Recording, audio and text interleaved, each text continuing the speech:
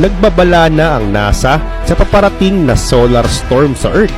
Alright, kamusta mga kaibigan? Welcome sa Arvin Polo TV.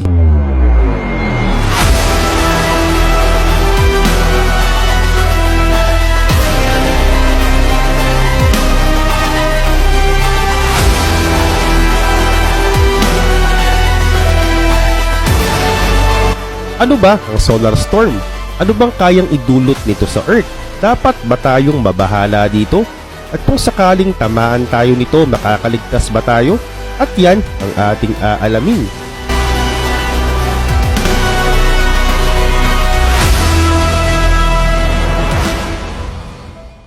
Itong nakaraan lang nagkaroon ng di karaniwang solar storm sa araw, kung saan nakabuo nga ito ng dambuhalang fire canyon. Ipinakita ng NASA Solar Dynamics Observatory ang matingkad na animation na ito na mula sa malaking pagbuga ng charged plasma ng araw. Ang solar wind nito ay naabot ang Earth noong April 2022 at noong August 9 naman nagkaroon muli ng solar flare at pagkatapos ng solar flare ay muling binomba ng charged particle ang Earth. Sa bilis na 372 miles per second ay tumama at sumama ito sa magnetosphere ng Earth. Dahilan kaya nagkakaroon ng aurora. Ito yung northern light na nakita sa US states mula sa Maine hanggang New York. At ayon sa mga siyentipiko, maswerte pa nga tayo dahil yun lang ang nangyari. Pero kung dumating ang panahon na mas malakas na nga sa may solar storm ang nangyari sa atin, ay hindi na basta aurora lang ang makikita natin, kundi masasaksihan na nga rin natin ang kakaibang disaster. Ang solar storm ay 2 beses nang nagpamalas ng makapangyarihang pangwasak noong unang panahon. Pero ngayon muli na naman itong mangyayari dahil ang araw natin ay nagbabago na naman. At ang mga powerful plasma niya ay patuloy na namang dumadami. Pero paano nabubuo ang solar wind? Nabubuo ang solar wind kapag ang high energy particles ay hindi na naibabalik ng gravity ng araw sa araw. At sabi ng mga siyentipiko, ang solar wind ay nagmumula dito sa mga dark spot na ito ng araw na tinatawag na coronal holes. At bagamat malayo ang distansya ng araw sa Earth, ay maabot tayo nito sa loob lamang ng 2 to 6 days. Pero kung mas malakas na particles ang binuga niya, ay 2 minuto lang tatama na ito sa Earth. At ang binuga nito ay diretsyong tatama sa magnetic fields ng Earth. At dahil dito tanging maliliit na particles na lang ang tatagos mismo sa atmosphere natin. Pagkatapos maglalabas ito ng sinag na siya namang hahalo sa gas molecules at ang resulta magbibigay ang atom ng liwanag at ito nga ang aurora. Pero minsan ang araw ay naglalabas ng powerful flares na abot ng enerhiya ng 10 to 25 joules at katumbas na nga ito ng 100 megatons na hydrogen bombs. At sa ganitong lakas ng solar storm, ang plasma ay 2 ulit na mas mabilis na maglalakbay sa space patungo sa Earth. At babombahin nitong magnetic field ng Earth at sa sobrang lakas nga ng solar storm ay magagawa na nitong butasin o baloktutin ng magnetic field. At pag nangyari ito magre-resulta ng geomagnetic storms at ito ang pinakamalakas sa lahat at kasunod na nga nito ang iba't ibang mga disaster. Noong September 2, 1859 si Richard Carrington, isang British astronomer, ay pinagmasdan ng malaking solar flare at 18 oras lang makalipas tumama ito sa Earth.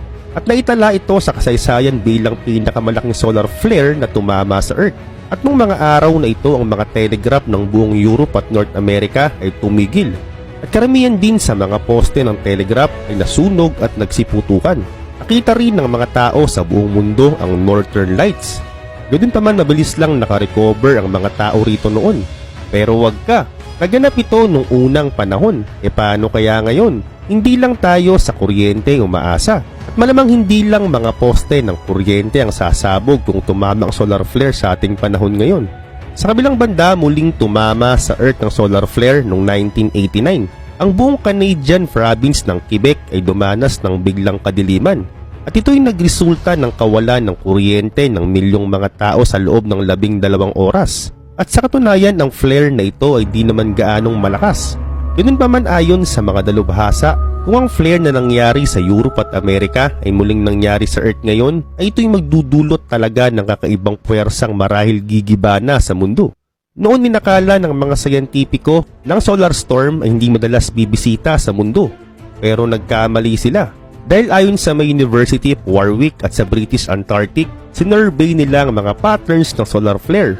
At na-discover nga nila dito na ang powerful solar magnetic storm ay madalas na nangyayari. Ganito yan. Ang solar activity ay nangyayari sa kada 11-year cycle. At kapag naaabot na yan ng araw, ay magde-develop siya ng violenting flare na tatama sa Earth ng sunod-sunod. At bukod pa nga dyan, inaral din ng mga researcher ang magnetic field ng Earth. Ito yung sinabi kong parang harang ng Earth kanina.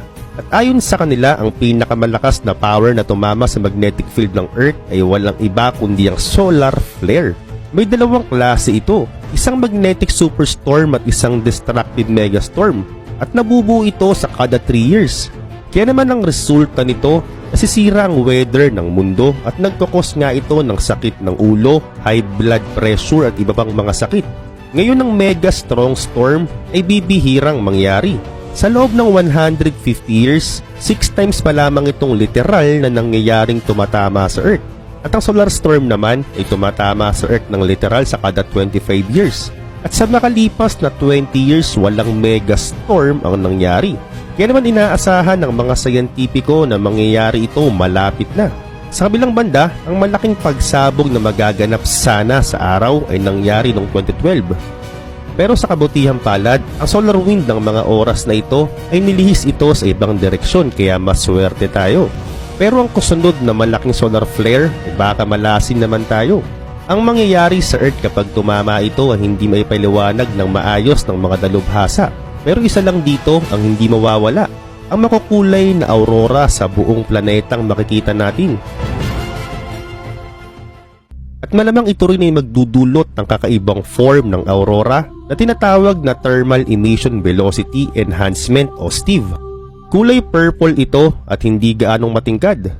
Nakita na ito last year sa may southern Pennsylvania at ang mga sayantipiko hindi ito kayang ipaliwanag kung bakit ba talaga ito nangyayari.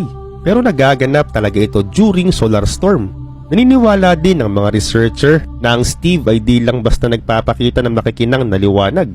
Sa halip may kasama rin itong megastorm na nagdudulot ng pagkasira sa mga electronic, ang mga aviation equipment at kabilang na nga rito ang mga communication, power grid, disruption at mga issue sa mga satellite.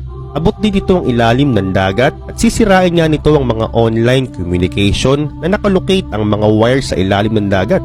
At dahil dito magkakaroon sa mundo ng internet apocalypse na buwan pang itatagal bago maayos. At ayon sa estimate, ang damage ay aabot dito ng $1 trillion.